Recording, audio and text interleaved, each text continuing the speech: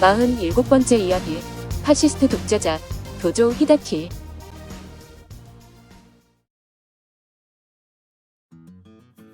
무사 집안의 바다들로 태어나다. 1884년 12월 30일 도조 히데키는 도쿄의 무사 집안에서 태어났는데, 아버지 도조 히데노리는 일본 제국 육군 중장 출신의 유명한 인물이었습니다. 그는 일본 제국군 건립의 아버지라고 불리는 독일인 군사 고문 메켈로부터 초기 서양식 군사 교육을 받고 독일 유학까지 다녀온 엘리트 군인입니다. 도조 히데키는 도조 히데노리의 세 번째 아들로 태어났지만, 그의 두 형이 모두 요절하는 바람에 셋째 아들인 히데키가 장남으로서 가문을 잇게 되었습니다. 도조 히데키는 어려서부터 영민했으나 고집이 아주 셌으며 두뇌 회전이 빨라 머리가 좋았지만 공부에는 흥미가 없어 학업 성적은 그다지 좋지 않았다고 합니다. 노는 것을 좋아해서 밥 먹는 것조차 잊을 정도로 놀이에 열중하기도 했는데, 아버지는 놀기 좋아하는 아들의 성격과 나쁜 습관을 일찍 고쳐주려는 생각에 어려서부터 군국주의 교육을 시작했습니다. 엄격한 고위급 장교를 아버지로 둔 덕분에 도조 히데키는 7살 무렵에 이미 군인이 되기 위한 교육을 받았는데, 매일 아버지가 임무를 하나씩 주면 그날 안에 임무를 완수해야 했습니다. 이것이 아버지의 교육 방식이었는데, 한 번은 아버지가 하루 안에 정원의 잡초를 모두 정리해 놓으라는 임무를 주고 외출했지만 놀다 임무를 잊어버린 히데키는 어두워져서야 집에 돌아왔습니다. 결국 정원 잡초에는 손가락 하나 대지 않은 채 하루가 저물었는데, 그날 저녁 아버지에게 눈물이 쏙 빠지도록 꾸중을 들은 히데키는 그 후로 절대로 놀다가 임무를 잊는 일은 없었다고 합니다. 도조 히데노리는 아들에게 한 차원 높은 무사도 정신을 심어 주어야 할 때가 왔다고 생각해 당시 명망 있는 무가 출신의 히비노 라이후를 초빙해 아들에게 건물을 가르치게 했습니다. 히비노 라이후는 신토류라는 새로운 유파를 창시한 인물로, 도조 히데노리는 아들이 그에게서 신토류 건물을 배우는 동시에 무사도의 살신성인 정신도 배우길 내심 바랬습니다. 다행히 그의 아들은 비장하면서도 위험 있는 건무의 매력에 깊이 빠져들었고, 건무는 그가 평생을 두고 즐긴 취미가 되었는데, 훗날 히데키는 연회 중에도 흥이 오르면 건무를 추기도 했답니다. 도조 히데키의 일생에 아버지 도조 히데노리만큼이나 큰 영향을 끼친 사람이 어머니였는데, 규슈의 고쿠라 출신인 어머니 도조 치코세는 몸집이 왜소했지만 심지가 굳은 사람이었습니다. 그녀는 남편 히데노리가 출정 나가 몇 개월씩 돌아오지 않아도 혼자서 집을 돌보며 남편의 뜻을 받들어 아들의 교육도 게을리하지 않는 여장부였습니다. 1899년 9월 16살이 된 도조 히데키는 도쿄 육군 유년 학교에 입학하면서 정식 군사 교육을 받기 시작합니다. 이 학교는 학생 개개 시간을 허락하지 않았고, 모든 학생이 온종일 군호, 군사과학 등에만 매달리는 빡빡한 생활을 해야 했습니다. 도조 히데키는 성적은 평범했으나 싸움은 1등이었는데, 교장이었던 후카이 이치로는 그에 대해 고집이 강하고 지기 싫어하는 성격으로 난폭했고 싸움 솜씨도 유명했다고 회상했습니다. 그러던 어느 날 교내에서 벌어진 사건으로 도조 히데키의 난폭한 성격이 바뀌는데, 그날 시비가 붙어 싸움이 벌어졌는데 1대1 싸움이 아니라 7에서 8명 정도가 도조 히데키를 구타했습니다. 천하의 도조 히데키라도 1대 다수로는 이길 수가 없었지만, 지기 싫어하고 고집 세기로는 당할 사람이 없던 그는 쓰러질 정도로 얻어맞아도 절대로 졌다는 말을 입에 담지 않았다고 합니다. 그러나 이를 계기로 히데키는 아무리 강해도 혼자서 다수를 이길 수 없다는 이치를 깨달았고, 이때부터 진정한 승자가 되려면 높은 자리에 올라 지배자가 되어야 한다고 생각하게 되었습니다. 그는 싸움을 그만두고 더 큰 목표를 이루는 데 매진했는데, 졸업 후 도조 히데키는 육군 사관학교에 입학하여 고위급 군인의 길을 걸었습니다. 이 무렵 러일 전쟁이 발발했는데, 천성이 호전적인 도조 히데키는 아직 육군 사관학교 학생이어서도 군관 후보생 자격이 아닌 정식 군인 자격으로 러일 전쟁에 투입되었습니다. 전쟁은 러시아 차료군의 패배로 막을 내렸고, 도조 히데키는 이번 전쟁에서 세운功을 인정받아 등위 계급을 달았습니다. 다시 육군 사관학교로 돌아와 공부를 마친 후 육군성 부관으로 임명되어 독일 주재 대사관 경비대, 육군대학교 교관, 육군성 군무국 직원, 정비국 동원 과정 등을 거치며 경험을 쌓아갔습니다. 독재 정치의 시작. 1930년대에 들어서면서 세계 선진 자본주의 국가들은 심각한 경제 위기에 맞닥뜨렸는데 일본도 예외는 아니라서 서둘러 경제난을 타개할 방법을 모색했습니다. 1931년에 일본의 경제 위기는 최고조에 이르렀고 이를 벗어나기 위한 방법으로 중국에서 9.18 사변을 일으켰습니다. 중국과 일본의 관계에서 지울 수 없는 상처를 남긴 9.18 사변은 도조 히데키를 포함한 군부 내 극우 파시즘 세력이 모두 참여하여 꾸민 일이었습니다. 평소 자신은 일본의 본질적인 정신인 야마토 다마시로 무장하고 있다며 자부해 오던 도조 히데키는 1935년 9월 간토군 헌병사령관으로 임명되어 중국으로 건너갔습니다. 중국 둥베이 지역에서 그는 특유의 책략과 기지를 발휘해 만주국 건설, 치안 강화 등 다양한 방법으로 중국의 항일 투쟁을 무력화하며 중국 둥베이 지역 내에서 일본의 통치 기반을 다졌습니다.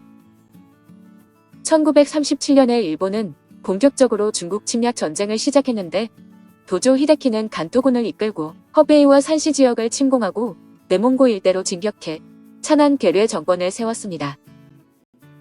이 기간에 그가 진격한 길은 수많은 중국인이 흘린 선율로 붓게 물들었지만 그는 오히려 그것을 자신의 공훈 또는 무훈으로 자랑스럽게 여겼습니다. 수많은 목숨을 빼앗은 대가로 그는 육군 사관으로 진급했고 얼마 지나지 않아 육군 항공본부 부장도 겸하게 됩니다. 도조 히데키는 전쟁 기간에 공훈을 세우느라 바쁜 시간을 보내는 한편 독재 파시즘 통치 사상에 대한 홍보도 게을리하지 않았습니다.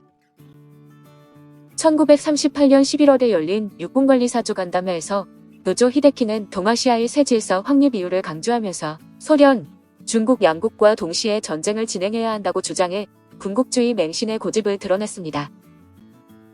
1940년 7월 57세를 맞이한 도조 히데키는 전 일본 육군의 최고 수장인 육군 대신으로 임명되어 정식으로 정치계에 입문했는데 정치적 결정권을 쥔 그는 곧바로 태평양 전쟁을 준비했습니다. 같은 해 8월에는 러무 대신 마스오카 요스케가 대동아 공영권을 제청했는데 아시아 각국이 힘을 모아 서구 식민 지배에 맞서고 공정공영을 목표로 새 국제 질서를 세우자는 내용이었습니다. 이런 허울 좋은 고시를 전쟁의 명분으로 내세운 일본이 실제로 노린 것은 동남아시아와 인도 지역에 이르기까지 광대한 영역을 발 아래에 두고 지배 권력을 행사하는 것이었습니다.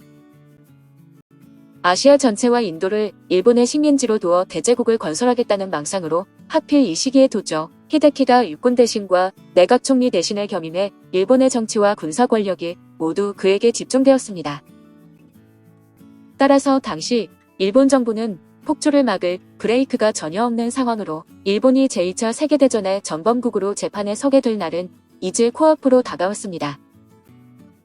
일본의 전쟁 전략의 주된 방침은 북으로는 북과 소련을 타도하고 남으로는 태평양 연안과 동남아 지역 국가로 진격하는 것이었습니다. 이 계획대로라면 아시아 식민지에서 막대한 경제적 이익을 취하던 영국과 프랑스 등이 큰 피해를 입게 되는데 제2차 세계대전 이후 긴장감이 고조되던 일본과 미국의 관계도 충돌할 것이 분명했습니다. 미국은 불필요한 마찰을 최대한 피하고자 우선 일본과 협상을 진행했는데 미국은 중국 둥베이 지역을 희생시켜서라도 중국과 태평양 지역에서 자신들이 식민 통치로 얻는 권익을 보호할 생각이었습니다. 하지만 당시 도조 히데키를 비롯한 골수 파시즘 신봉자들 일색이었던 일본 정부는 미국이 제안해온 타협을 거부해 협상은 별다른 성과 없이 결렬되었습니다. 그리고 1941년 12월 일본군은 이른 새벽 시간을 틈타 태평양 지역에서 미국의 가장 큰 군사기지인 진주만을 불시에 습격했습니다.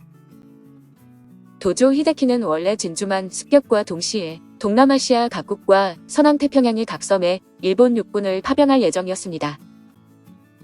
중국 대륙을 넘어 태평양, 동남아시아 지역으로 식민지를 넓히려 했지만 미국과 영국이 견제하고 계속된 전쟁으로 전력이 떨어졌으며 격렬한 대상국의 항일운동 등 벽에 부딪혀 좌절되었습니다. 무모하게 광범위한 지역에서 침략 전쟁을 벌인 일본은 저지른 일을 수습하지 못한 채 결국 자멸의 길을 걸었는데 전쟁이 계속될수록 일본 수뇌부에서도 의견 대립이 점차 심각해졌습니다. 상황이 돌이킬 수 없을 정도로 불리해지자 궁지에 몰린 도조 히데키는 압박을 못 이겨 1944년 7월에 내각 총리 대신직에서 사퇴했습니다.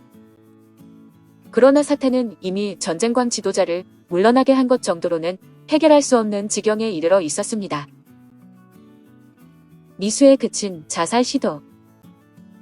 1945년 8월 일본을 제외한 전 세계가 한 목소리로 반파시즘 구호를 외쳤는데 제2차 대전 참전국 가운데 유럽의 파시즘 국가들은 이미 투항했고 남은 것은 일본뿐이었습니다. 일본마저 결국 8월 15일 무조건 투항을 선언하면서 제2차 세계대전은 연합국의 승리로 막을 내렸고 일본은 패전국으로서 전쟁의 책임을 져야 했습니다.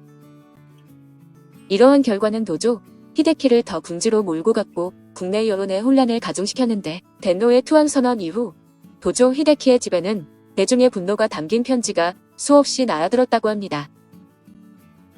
편지는 대부분 무모한 전쟁을 고집하여 나라를 망하게 한 그를 비난하는 내용이었는데 전쟁의 피해자는 일본의 침략을 받은 피해국은 물론 일본 내에도 수를 헤아릴 수 없을 만큼 많았습니다. 일본의 수많은 아들, 남편, 아버지가 전쟁터에서 덧없이 죽어갔고 가정은 파괴되었으며 전쟁 때 자식을 잃어 의지할 곳 없는 노인과 부모를 잃은 전쟁고아들이 양산되었습니다. 패전의 후유증과 가족을 잃은 대중들의 슬픔은 도조 히데키를 향한 분노로 바뀌었고 그는 자살을 결심해 의학에 정통한 친구에게서 심장의 정확한 위치를 확인하기까지 했습니다. 1945년 9월 도조 히데키는 A급 전범 신분이 되어 도쿄 이치가야 법원에서 열린 극동국제군사재판 중 전쟁에 대한 책임을 묻는 재판을 받게 되었습니다. 9월 10일 아침 도조 가문의 저택 앞에 고급 지프 2대가 멈춰섰는데 때가 왔다고 생각한 도조 히데키는 권총을 꺼내 심장 부위를 향해 총구를 겨누고 방어쇠를 당겼습니다. 하지만 이마저도 뜻대로 되지 않아 그는 중상을 입고 목숨을 건졌고 결국 그는 병원에서 치료를 받고 몸 상태가 호전되고 나서 다시 재판을 받았습니다. 1948년 12월 23일 그에게 내려진 판결은 사형으로 일본의 최고 권력자로 군림했고 10년 이상 최전선을 누비며 수많은 생명을 빼앗은 전쟁광의 삶은 결국 사형으로 막을 내렸습니다.